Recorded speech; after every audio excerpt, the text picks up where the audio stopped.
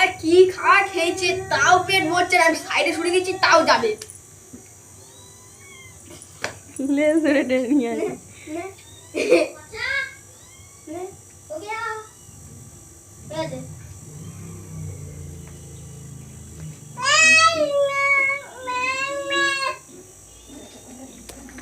এরকম করলাম